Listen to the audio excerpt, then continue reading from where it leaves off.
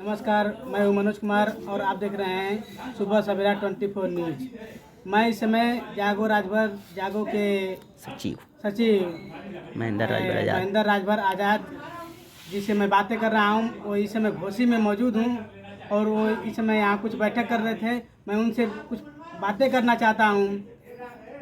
Sir, आरक्षण को लेकर क्या कहना चाहेंगे? देखिए, आरक्षण किसी भी समाज का एक विकास का द्वार है, जिसे वो संवैधानिक अवसर कहा जाता है। किसी भी समाज को दबा कुचला समाज, क्योंकि संविधान में ही आरक्षण लिखा गया है। जो जातियों का विकास नहीं हुआ है उनके लिए होता है। जिसे एक चीज़ कहा जाए कि वो पारसमणि पत्थर जो होता है, वो पारसमणि पत्थर होता है, उसके बराबर होता है। वो समझ लीजिए कि जहाँ छू दे वहाँ सोना हो जाए। जैसे हमारे ये जो राजभर समाज है, ये कम्युनिटी कहीं भी कहा जाए कि इनका जो आर्थिक स्थिति है वो पिछड़ा है। ये बहुत निचले पायदान पे है, ओबीसी में सबसे निचले पायदान पे है। और इनका विकास न होने का कारण यही है, अधिकार उनको नहीं मिला। आप देखे होंगे कि अंग्रेजों से जो लड़ा, जो कटहल तोड़ कर लाया, वो स्वतंत्रता सेनानी हो गया। और ये राजभर समाज मुगलों से लड़ा, तो उस समय मुगलों से लड़ा तो पता चला देश के लिए मुगलों से लड़ा। बाद में अंग्रेज आए, अंग्रेजों से लड़े तो हमको ट्राइबल डाल दिया गया, जन्मजात अपराधी घोषित किया गया। हमको 31 अगस्त 1952 को आज़ादी मिली राजभर समाज को। अब सोच लीजिए कि हिंदुस्तान के सभी को 1947 में आज़ादी मिली, हमको 52 में मिली। हमको 5 साल 16 दिन बाद आज़ादी मिली, क्योंकि हम लोग भगोड़ा थे। हम लोग इधर उधर लोग जो धाराएं लगी थी, कहीं देखते होते चोरी था या कुछ होता था तो ये हुआ कि राजभर समाज का वहाँ देखो कोई है अगल बगल राजभर। क्योंकि हम लोग जब अंग्रेजों से लड़े तो हम लोगों ने इतनी कुर्बानियाँ दी है, उस कुर्बानियाँ को हमारे देश की जितनी भी सरकारें आई हैं सभी ने नज़रअंदाज किया है, जिसका परिणाम आज राजभर समाज भुगत रहा है। उसी राजभर समाज को उसके हक अधिकार के लिए, उसके आर्थिक और सामाजिक शैक्षणिक जो लाभ है पहुंचाने के लिए जागो राजभर जागो ने आज तक देखे होंगे जितने भी नेता आए राजभर समाज के, बोले कि चलो आज़ादी मिलने वाली है, राजभर समाज को आरक्षण दिलाएंगे, पूर्वांचल राज्य बनवाएंगे, राजभर समाज का विकास होगा। राजभर समाज का विकास तो नहीं हुआ, उनको आरक्षण नहीं मिला, लेकिन वही राजभर समाज से नेताओं को आरक्षण मिल गया, जिसका फायदा आज राजभर समाज के नेता खूब आराम से ले रहे हैं और जनता बेचारा डंडा और झंडा लेके धोने का काम कर रहा है।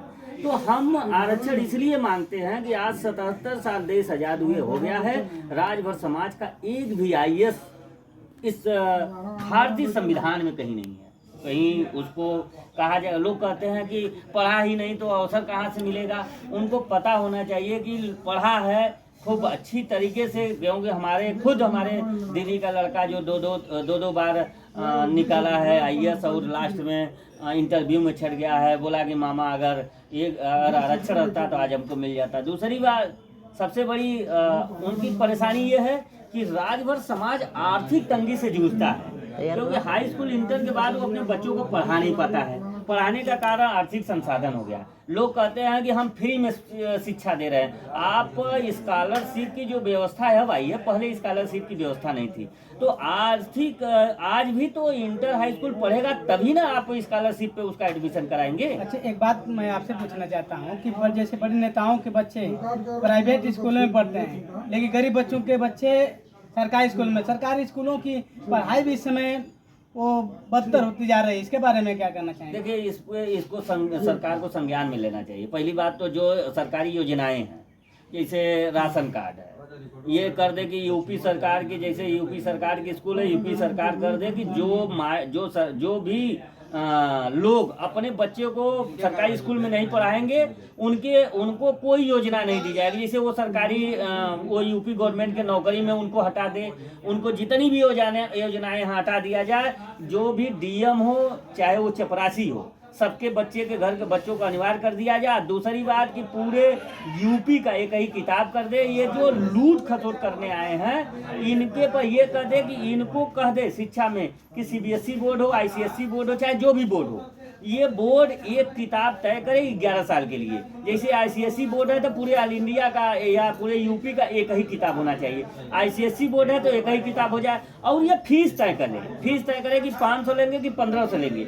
जब 500 या 1500 या 2000 हो जाएगा, अगर फीस तय हो जाएगा कि पूरे जितने आईसीएसई के स्कूल हैं सारे स्कूलों को, सारे आईसीएसई के स्कूलों का फीस 15,000 है, तो ऐसे ही सीबीएसई का हो गया, इनका 10,000 कर दे। तो उसमें जानते हैं ये फायदा ये होगा कि जितने भी ये धंधा करने निकले हैं, जब हमारा एक सनबीम में 15,000 है और पता चला कि यस पब्लिक में 1500 है, तो हम सनबीमा में पढ़ाएंगे तो ऑटोमेटिक स्कूल कम हो जाएगी, लूट खसोट कम हो जाएगा, किताब एक हो जाएगी। इस पे सरकार को ध्यान देना चाहिए। अच्छा सर, आरक्षण को लेकर कह रहे थे आप, आरक्षण इस समय छोटे लोगों को मतलब कि मारा जा रहा है, भगाया जा रहा है, इस पे क्या कहना चाहेंगे? अभी जगह जगह देख रहे हैं कि दलितों के साथ भी कुछ अन्याय हो रहे हैं, उस पे क्या करना चाहिए? देखिए, दलितों का आज भी है, जब तक कि कांवर ढोएंगे, डंडा ढोएंगे, वो उनको संविधान ने, उनको बाबा साहब अम्बेडकर ने सारा अधिकार दिया, लेकिन उनको लगता है कि जय श्री राम ने अधिकार दिया, हनुमान जी ने अधिकार दिया, लक्ष्मी माता अधिकार दिया, शीतला माता अधिकार दिया। तो जब ये मंदिर में जाएंगे, अब आप ये सोच लीजिए कि हिंदुस्तान में सबसे बड़ा पद होता है राष्ट्रपति का।